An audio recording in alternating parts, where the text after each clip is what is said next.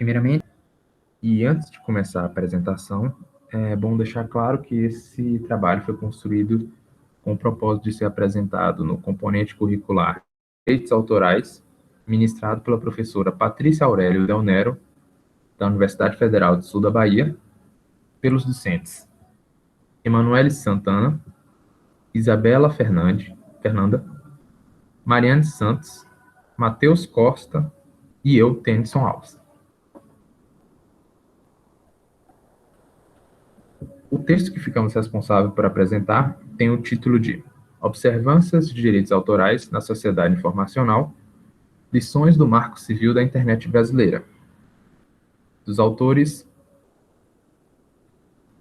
Heloísa Gomes Medeiros e Marcos Wakovic. Bom, para facilitar a apresentação desse artigo, a gente resolveu manter os tópicos originais dos artigos. Iniciando, pela introdução, seguindo para o tópico Mudanças Sociais e as Estratégias de Regulamentação do Ambiente Digital, seguido pelo As Estratégias de Regulamentação do Marco Civil da Internet, passando para Lições do Marco Civil da Internet, a Perspectiva Informacional, e finalizando com as considerações finais.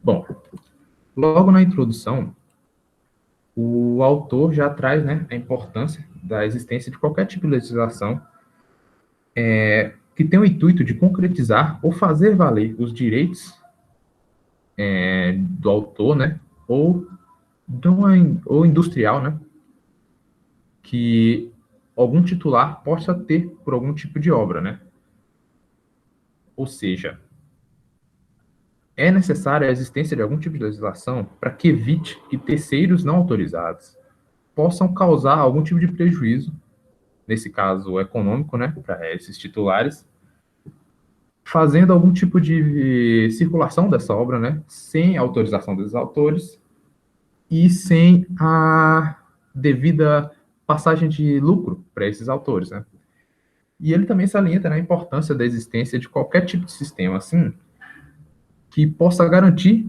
os direitos à propriedade intelectual, principalmente numa visão de mercado, Ou seja, é essencial a existência desse tipo de legislação, tanto no âmbito nacional quanto no âmbito internacional, para facilitar esse tipo de transação, e garantir esses direitos a esses titulares. Bom, o autor também fala, que a legislação de propriedade intelectual não se caracteriza apenas pela atribuição desses direitos, mas também pela previsão de mecanismos para que essas pessoas, esses titulares, possam tornar esses direitos efetivos.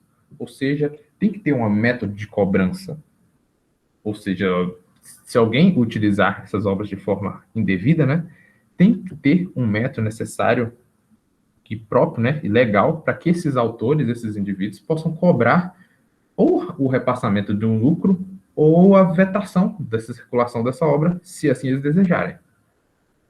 E nisso o autor traz como exemplo inicial, o acordo sobre os aspectos de propriedade intelectual relativos ao comércio, que estabelece regras e procedimentos civis, administrativos, penais, medidas cautelares e medidas fronteiriças a respeito dessas propriedades intelectuais, facilitando assim a legislação em cima dessas propriedades.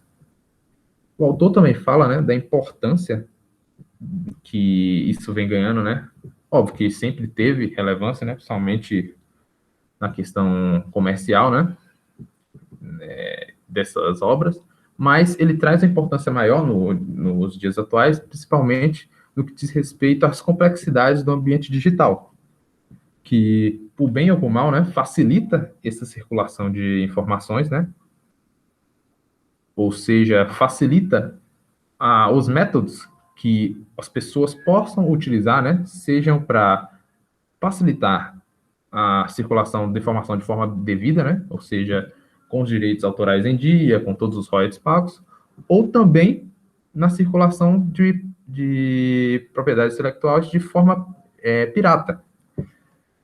Ou seja, se faz necessário uma melhor manutenção, dessas medidas, para facilitar que essas legislações também sejam aplicadas de forma correta no ambiente digital.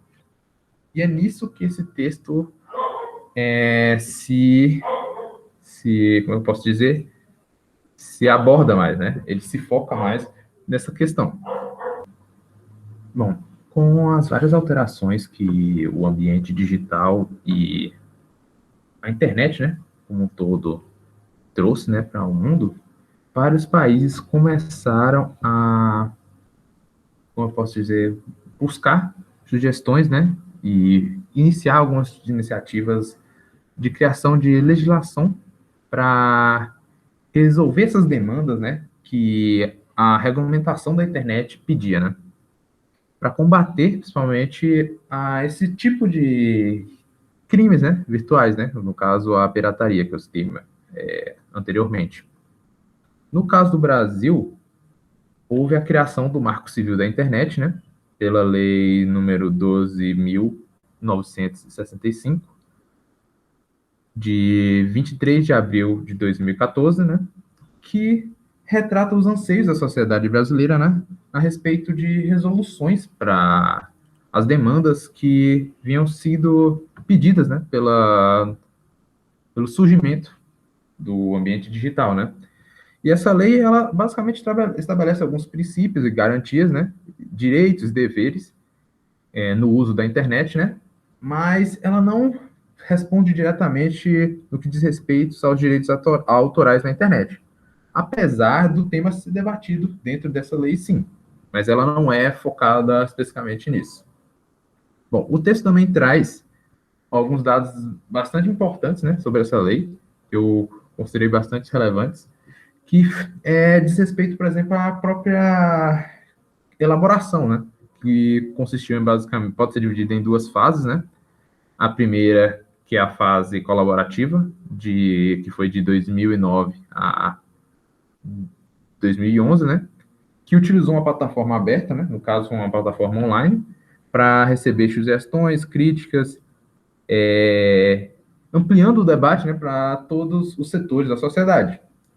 E nesse período, né, teve uma contribuição da sociedade civil, que foi de 623 comentários, né, durante um período de consulta que foi 99 dias, com a média de comentário de 6,3 comentários por dia, com autores de proposta que contavam em 127 indivíduos, que discutiram 24 temas, principalmente nessa primeira fase, né? Passando para a segunda fase, que foi a fase legislativa, né? Que foi de 2011 a 2014, que proporcionou um novo debate entre os parlamentares, que culminou na aprovação do projeto pela Câmara dos Deputados em 23 de março e pelo Senado em 22 de abril de 2014. Nesse período, teve a contribuição da sociedade civil, que foi de 884, durante o período de consulta de 53 dias, com a média de comentário de 17 comentários por dia, com 160 autores de proposta e com 103 temas debatidos. O que eu achei bastante relevante, né? Que foi esse novo modo como eu falo, de legislar, né? Também que a criação dessa lei, né? O Marco Civil da Internet, né? Que foi bastante inovador, somente no Brasil, né? Que eu acho que nunca foi implantado esse tipo de processo democrático, né? Que ampliou, né? E deu ênfase à participação da sociedade na fase colaborativa da criação dessa lei, né?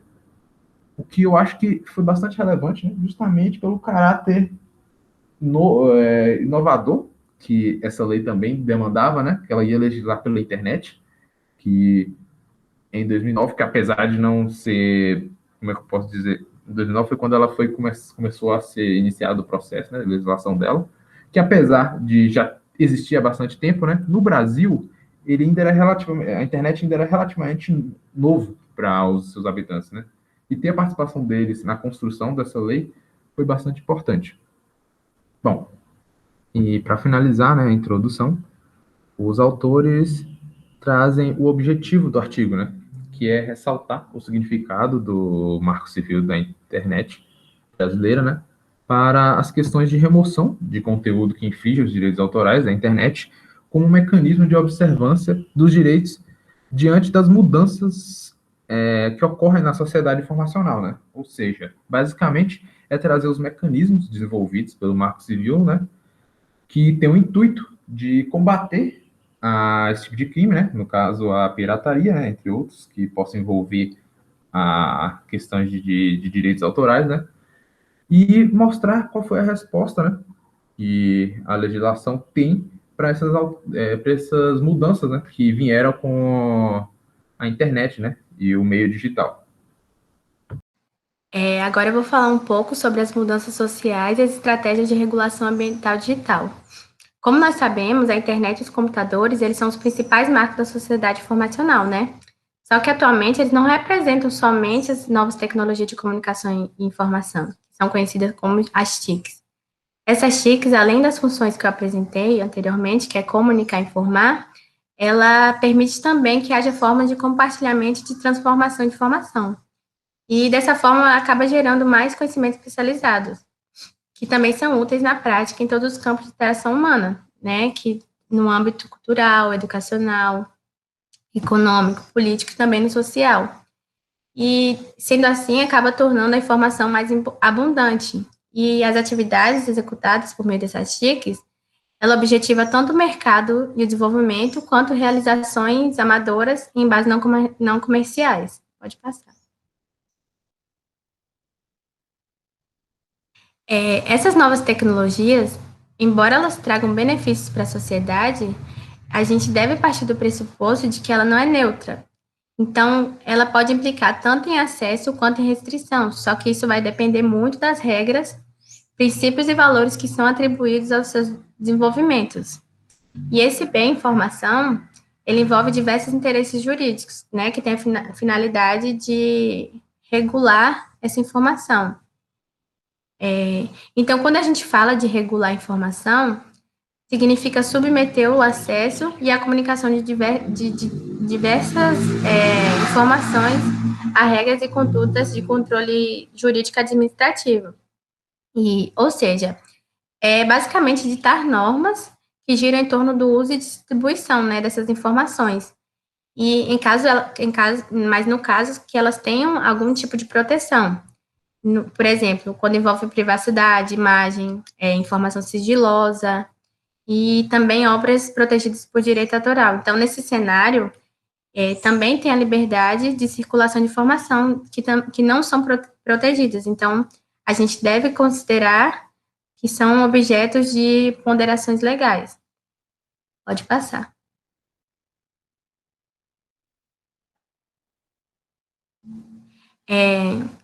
Na aplicação dos instrumentos jurídicos tradicionais, nesse ambiente, né, que é transformado pela TICS, acaba sendo um grande desafio, só que é necessário, porque a criação de regras, elas são essenciais, principalmente em uma realidade que apresenta mudanças constantes, né, visto que o ambiente digital é um ambiente que acaba tornando o direito ultrapassado.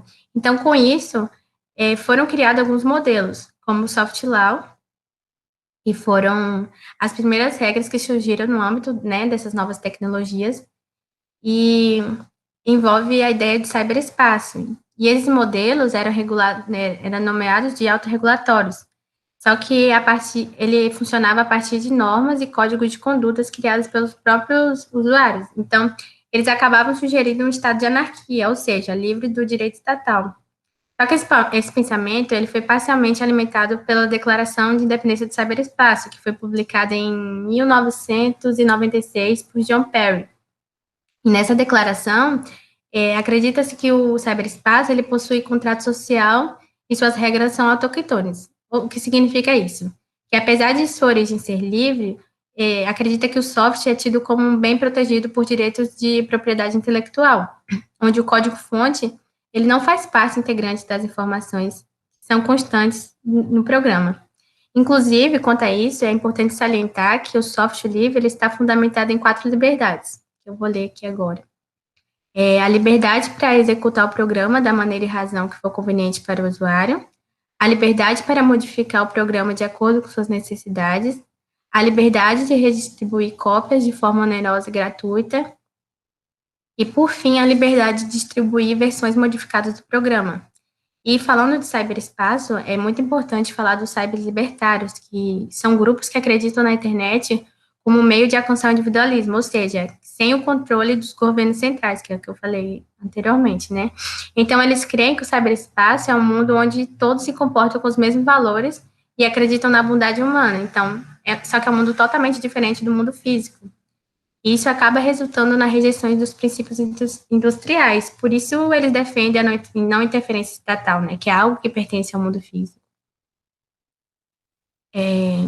E nesse contexto de fantasia, né, de um cyberespaço independente, eles acabam ignorando algumas questões, que é o fato de que esse é apenas uma forma que proporciona atuar em diversas jurisdições, é que a vida do cyberespaço reflete a vida real e repercute na vida real, ou seja, tipo, não são duas realidades distintas. Uma vai refletir na outra. E que o Estado tem sim capacidade para intervir no mundo digital, que é o que vem fazendo a partir de vários modelos de legislação. Pode passar. Em contrapartida ao soft law, foi experimentada uma fase de ampla regulamentação, né, que é o hard law. E ela era voltada quase que exclusivamente para a utilidade comercial. Isso ia desde esferas internacionais até supranacionais e nacionais. E a OMPI, que é a Organização Mundial de Propriedade Intelectual, juntamente com a OMC, que é a Organização Mundial de Comércio, elas criaram regras de cercamento da informação e do conhecimento em relações privatistas, que são típicas do período industrial, como o acordo sobre os aspectos de propriedade intelectual relativos ao comércio, que são mais reconhecidos como TRIPS, só que a nomenclatura em português é a DPIC. E com isso, pode passar. Com isso, no Brasil, se destacam algumas leis, né, que é a Lei número 9.609, de 1998, que se refere à proteção da propriedade intelectual de programa de computador. Também tem a Lei 9.610, de 1998, também, que é a legislação sobre direitos autorais. E, por fim, a Lei 9.279, de 1966, que é a legislação sobre os direitos e obrigações relativos à propriedade industrial.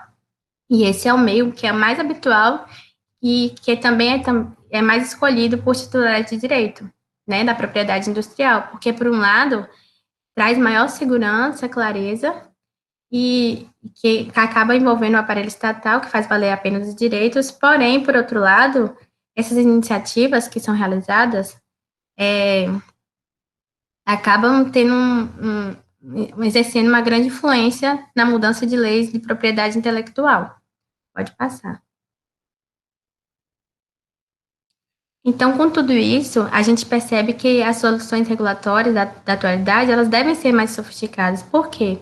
As múltiplas estratégias demonstram que um único conceito ele não pode responder sozinho quanto à complexa estrutura da internet. Então, é necessário que haja uma regulamentação voltada ao mercado e aos seus operadores. E também é importante que haja uma promoção de acesso, de uso e distribuição dessas informações, porque são diretrizes fundamentais para a adequação de novas demandas, que são provocadas, né, pelas mudanças dessa sociedade formal, que é uma sociedade que está em constante modificação. Então, é necessário que se busque um equilíbrio maior entre as possibilidades legais de liberdade e controle, para que isso reflita no pós-industrialismo e na rede, né, em sua sistematicidade e complexidade. Dando continuidade ao assunto, agora eu vou falar sobre essa estratégia de regulação do Marco Civil da internet. Bom, como a gente sabe, né, os desenvolvimentos tecnológicos, eles ocorrem muito rapidamente, então, querendo ou não, eles vão acabar marcando mesmo a sociedade informacional. E aí, por esses avanços acontecerem tão aceleradamente, como eu disse, eles vão exigir, né, que a estratégia legislativa ela adote um quadro jurídico que seja flexível e também adaptável à evolução e ao surgimento de novas tecnologias. Só que para isso acontecer, existem duas opções viáveis. Primeiro, né, criar legislações o mais tecnologicamente neutras possíveis, ou seja, que não defenda nenhum tipo específico de tecnologia, e a segunda opção é adotar leis de caráter simples e minimalistas. Aí, nesse processo, a gente vai ter vários atores envolvidos, como o Estado, os produtores, os consumidores, as próprias empresas, os provedores de internet, etc. Mas por que envolver tantas pessoas nesse processo, né?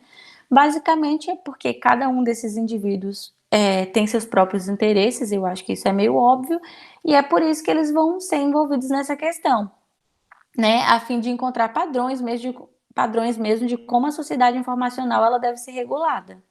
Pode passar, por favor.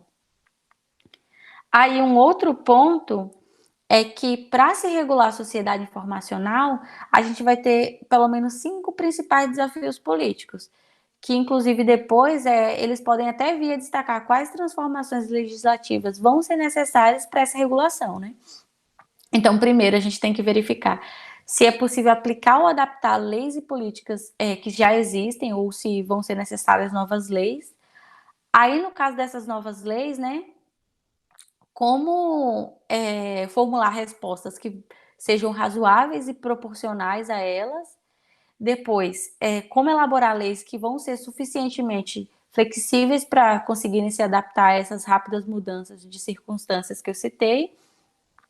Depois, como preservar os valores humanos, né, que é uma coisa fundamental, especialmente em face de pressões econômicas ou até mesmo tecnológicas que acabam enfraquecendo esses valores. E por fim, né, como coordenar com outras nações a elaboração de políticas para que realmente haja um ambiente legal consistente, né? Isso em uma base global.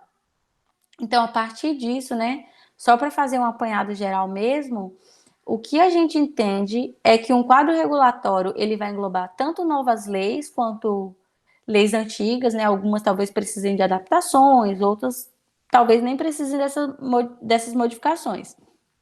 E aí, né, nesse momento, a escolha de princípios e valores vai ser também um mecanismo bastante válido, né, para nortear a construção desses marcos regulatórios na sociedade informacional. Como eu já citei os exemplos, a gente tem a razoabilidade, a proporcionalidade, tem a flexibilidade, a proteção de valores humanos e a colaboração transnacional. Pode passar, por favor. Aí aqui no Brasil, né, a estratégia que foi utilizada pelo MCI, que é o Marco Civil da Internet, foi a regulação tradicional de uma nova lei, né? Que vai se fundamentar em princípios e valores e depois vai acabar se associando à compreensão de que a construção de regras ela não vai ser alcançada isoladamente das mudanças sociais. Quer dizer, sem considerar as condições do ambiente mesmo, né, em que ela vai desempenhar seu papel, se é aberto, se é interativo, se é internacional da internet, e assim sucessivamente. Mas como eu estou falando de marco civil da internet, né, convém pontuar que marco civil da internet é uma legislação principiológica, né, que vai se fundamentar na liberdade de expressão, na inviolabilidade da privacidade e também na neutralidade da rede. E é o Marco Civil da Internet também que vai fortalecer a ideia de direito à internet a todos e a importância disso para o exercício da cidadania, né? E, no geral, o Marco Civil da Internet ele vai visar, né, a proteção do usuário, como eu disse. Pode passar. Aí, em relação a essa neutralidade que eu venho citando, é porque está se tratando de acesso à internet livre, né? Ou seja, pode ser utilizado para qualquer finalidade, então realmente não convém aos provedores discriminar esse conteúdo do indivíduo ou a forma em que o usuário está utilizando essa internet. Então vai ficar vedado bloquear, monitorar, filtrar e até mesmo analisar, né, o conteúdo dos pacotes de dados dos usuários. Então, no ambiente virtual, a gente consegue perceber que a liberdade de expressão ela é regra, né? E em relação à remoção de conteúdo, vai ser somente por ordem judicial. Então, o que realmente está se prezando é o direito da privacidade dos usuários, como eu disse, né? E isso vai acontecer por meio do sigilo dos dados pessoais, né? Do que a pessoa está acessando na rede, conteúdo de comunicações, né? Então, basicamente, é o que a pessoa está consumindo. E todas essas informações, elas só podem ser liberadas mediante ordem judicial. Pode passar, por favor. Só que aí, né, quando a gente entra nessa discussão, nós vamos ter que falar também sobre a responsabilidade dos provedores de aplicação de internet, né, que são aqueles que fornecem o conteúdo ou armazenam o conteúdo de terceiros, e também dos provedores de internet.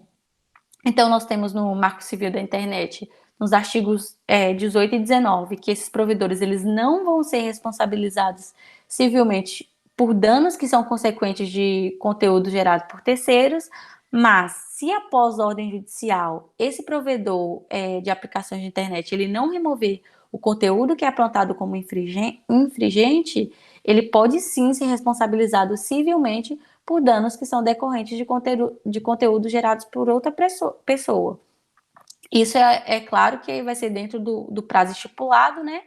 E também nos limites técnicos do serviço desse provedor.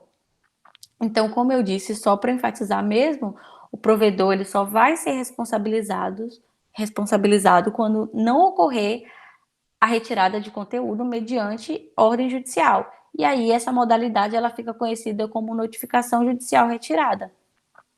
E já que eu estava falando de razoabilidade, proporcionalidade, enfim, né? Inclusive essa seria uma resposta que seria considerada razoável e proporcional, porque pela quantidade de conteúdos que é produzido por terceiros e está ali circulando nos provedores, acho que seria até um absurdo, né? Responsabilizar esses provedores, principalmente sem uma análise mais profunda da ocorrência dessa suposta infração a direitos. E um detalhe é que isso ainda está sob pena de coibir muitas atividades legais que estão ali na internet, né? E também de deslegitimação social. Pode passar, por favor. Só que esse dispositivo que eu estava citando agora, ele não vai ser aplicado para conteúdos que infringam direitos do autor, né? Ou direitos conexos. Porque, nesse caso, vai ser aplicada a Lei número 9.610, de 1998, que é a Lei do Direito Autoral, né? Que a gente já ouviu falar também em outras aulas.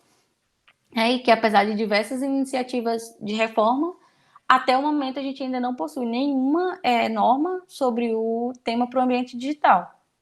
Então, tendo consciência disso, né, que eu citei, vai prevalecer mesmo a aplicação do artigo 105 da legislação autoral, né, de que a transmissão ou a retransmissão de obras artísticas, literárias, científicas e afins, né, que são realizadas com violação aos direitos dos seus titulares, elas deverão ser imediatamente suspensas pela autoridade judicial.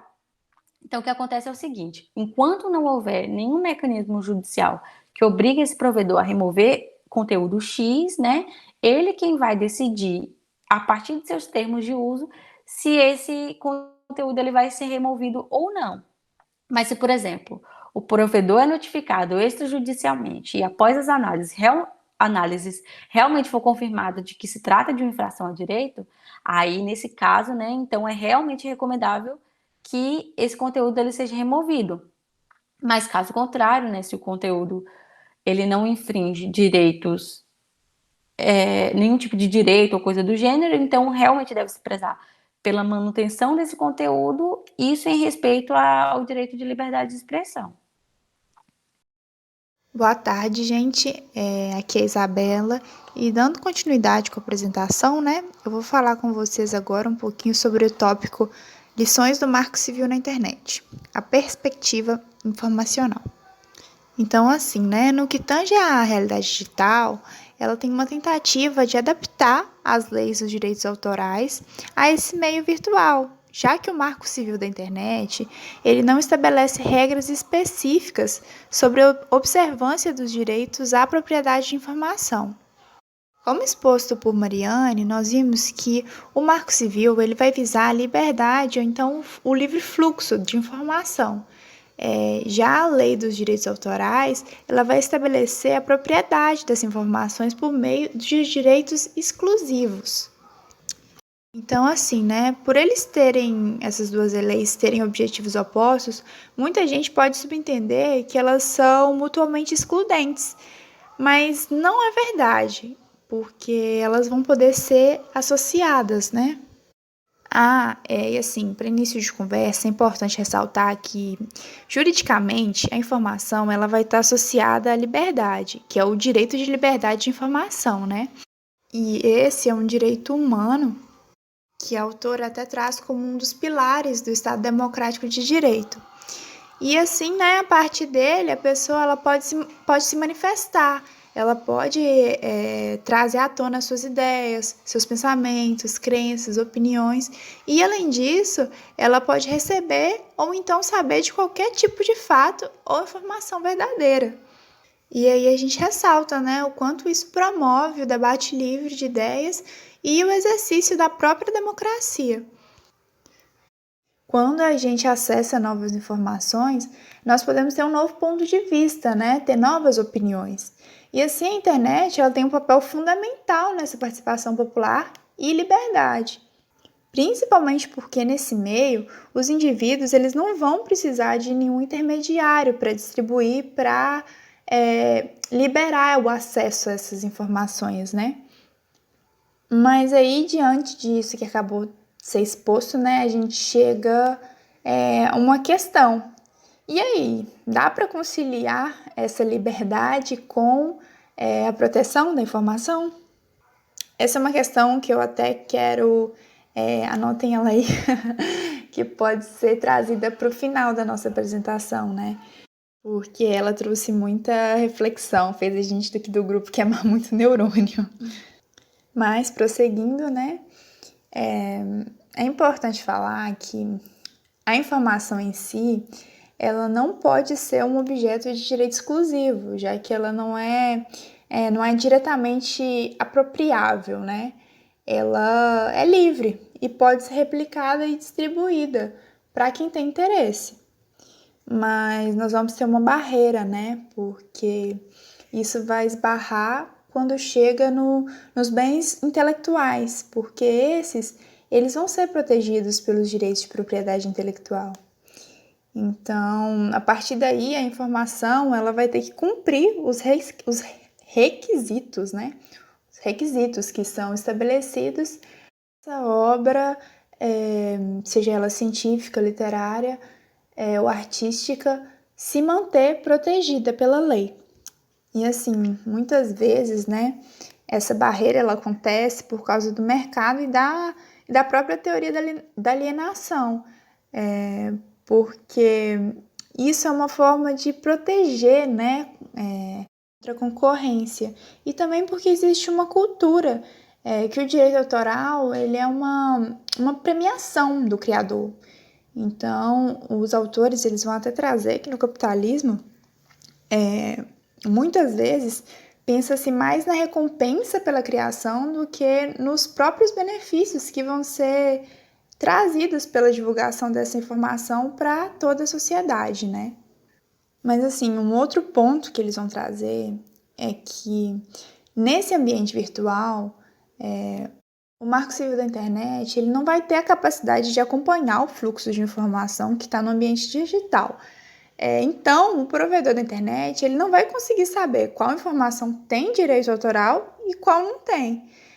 Daí, a informação, né, a pessoa que detém o direito autoral, que vai ser responsável e que vai precisar justificar a sua patente, e não quem que está fazendo ali o uso livre dela. Assim, né, a gente vai ter uma linha muito tênue entre esses dois aspectos, essas duas leis.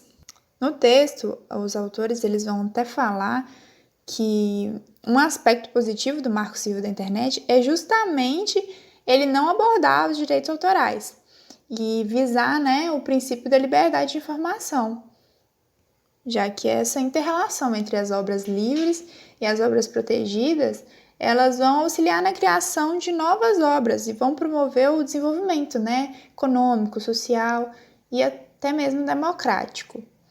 E assim, se o provedor da internet fosse responsável pelo conteúdo de terceiros, né, que postam e tudo, isso poderia abrir, né, uma brecha que, inclusive, possibilitaria casos de censura. Então, a gente ia ter um prejuízo, né, com o objetivo do uso livre da internet. Inclusive, nós podemos até fazer uma comparação, né, da lei do direito autoral no ambiente analógico, onde vai valer a lei dos direitos autorais, que foi até exposto por Mariane, né, e o digital, onde nós vamos ter também o Marco Civil da internet. Na Lei dos Direitos Autorais, né, Lei 9.610, de 2 de fevereiro de 1998, nós vamos ter no artigo 105 que, mediante a violação dos direitos dos seus titulares, a transmissão ou retransmissão deve ser imediatamente suspensa ou interrompida pela autoridade judicial competente. Em contrapartida, no Marco Civil da Internet, na Lei 12.965, de 23 de abril de 2014, no artigo 19, ela traz que, com o intuito de assegurar a liberdade de expressão e impedir a censura, o provedor de aplicações de internet somente poderá ser responsabilizado civilmente por danos recorrentes de conteúdo gerado por terceiros após ordem judicial específica. E aí, né, no parágrafo primeiro, até completando, ela vai especificar a ordem jurídica que trata o caput deverá conter, sob pena de nulidade, identificação clara e específica do conteúdo apontado como infringente, que permita a localização inequívoca do material. E no parágrafo 2º, que não está escrito aqui, mas é válido ser citado, a lei ela vai falar que é necessário, né, respeitar a liberdade de expressão e as demais garantias que são previstas no artigo 5º da Constituição Federal. E isso vai dizer respeito ao direito do contraditório e da ampla defesa. Por isso, né, não vai ser possível a retirada por imediato dessa informação. Bem, boa tarde, gente. Meu nome é Matheus. Agora, para concluir, vou falar sobre as considerações finais do artigo. Eu vou trazer alguns aspectos gerais já mencionados e outros vou tentar trazer uma perspectiva mais prática de algumas abordagens. Como foi bem explorado pelos colegas, os autores tratam a informação como o ponto central das transformações dos últimos tempos. Eles vão dizer que a informação mediada pelo ambiente das redes e também de outras tecnologias de informação e comunicação faz com que seja gerado mais conhecimento em todos os campos da atividade humana e que essa difusão hiperacelerada da sociedade informacional é o que diferencia o nosso tempo de outros momentos históricos. Para eles, esse é o grande diferencial do nosso tempo. E eles vão dizer que é essa rápida difusão da informação que será a representatividade máxima das mudanças sociais, que vão nortear as estratégias de regulação do ambiente digital, seja por regras soft law ou de hard law. Eu fiz uma pesquisa externa sobre esses termos jurídicos, né, que eu não conhecia. Eles são até mais comumente usados no direito internacional, mas aqui no caso soft law seriam regras mais brandas, sem o poder de lei. São recomendações ou orientações. Se estivermos falando de direito penal, por exemplo, seria algo que não está tipificado na lei.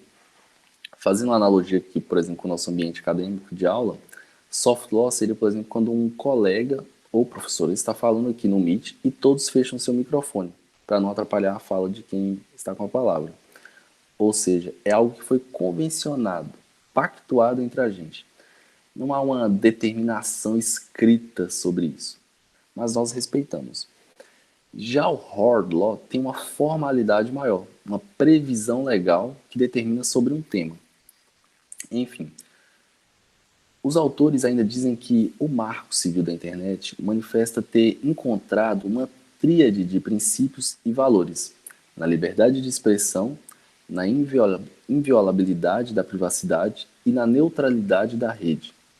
Os elementos para uma contínua expansão da sociedade informacional, ao apresentar regras flexíveis e proteger a livre circulação das informações na rede. Dentre esses 3 princípios que eles mencionam e que foram debatidos durante o texto pelos colegas, há uma polêmica em torno da neutralidade da rede, que ele não menciona no artigo, que é sobre os planos de internet móvel. A neutralidade da rede pressupõe que não se pode haver restrições e nem favorecimentos a aplicativos, sites, etc., no ambiente das redes. Mas quem tem plano de internet móvel já deve ter visto que há operadoras que fazem o seguinte: você contrata um plano com pacote de dados, né, de internet. Quando acaba esse pacote de dados, que é limitado, não é como a banda larga, que é ilimitada, eles cortam sua internet. Mas aí eles te deixam usar apenas, por exemplo, o WhatsApp ou o Facebook. Nas pesquisas que eu fiz fora do texto, eu li que alguns juristas consideram que isso quebra a parcialidade da rede por favorecer um aplicativo em detrimento de outro. Já que, se eu posso continuar usando o WhatsApp e não o Telegram, por exemplo, isso prejudica a competição entre as empresas, porque o próprio provedor está favorecendo a empresa de aplicativos. Mas também há outros juristas que consideram que não há quebra da neutralidade da rede. Inclusive o CAD, que é o Conselho de Administração de Defesa Econômica, que atua para garantir a livre concorrência entre as empresas no mercado, se manifestou dizendo que não há ilegalidade na prática, porque esse favorecimento tem a ver com acordos comerciais bilaterais entre as empresas. Mas o próprio CAD também diz que quem deve se pronunciar se fere ou não o Marco Civil da Internet é a Anatel. Mas ainda não há um entendimento se de fato há irregularidade na prática.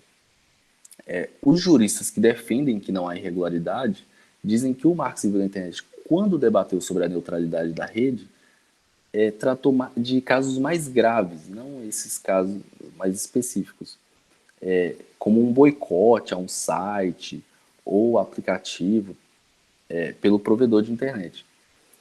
Vou dar um exemplo do que eu estou falando. O provedor de internet pega, por exemplo, aí no caso em Porto Seguro da AutoCenter, pega e faz um acordo bilateral com o Google. E no acordo, a AutoCenter pega e concorda em negar o acesso de seus usuários ao Bing, que é outro buscador de internet concorrente do Google. Aí sim, para esses juristas, nesse caso, estaria configurada a quebra de neutralidade da rede. Enfim, então há divergência sobre esse assunto e alguns especialistas defendem que deve haver uma lei complementar para sanar essa questão. Por fim, o artigo ele vai discutir sobre a não aplicação do artigo 19 do Marco Civil da Internet, que Bel já abordou muito bem, que diz que no caso dos direitos autorais, ele não é aplicável e que foi uma vitória do lobbying durante as discussões legislativas no processo de formação da lei. Mas que ficou pendente no Marco Civil uma lei que preenche essa lacuna sobre o entendimento jurídico nos casos em que os direitos autorais forem feridos. Os autores encerram fazendo uma crítica à falta desse dispositivo que regulamente sobre a responsabilidade de garantir que os direitos autorais sejam respeitados, já que eles afirmam que deve haver um equilíbrio nessa fiscalização, pois se essa responsabilidade recai somente sobre os provedores ou sobre o poder público, isso poderia se configurar um abuso de direito, já que o ônus dos custos recairia todo sobre terceiros e nada para o titular do direito autoral, ou seja, eles definem que deve haver uma responsabilização equilibrada entre o titular dos direitos autorais, o provedor da internet, o poder público e o usuário também infrator. Né? Aqui estão nossas referências, aqui o texto básico que a gente utilizou, que é o Observância de Direitos Autorais na Sociedade Informacional, lições para Marco Civil da Internet, e também as pesquisas externas que a gente fez, né, para entender o juridiquês, digamos assim, né, os termos mais específicos que a gente não conhecia. Eu agradeço a atenção de todos e muito obrigado.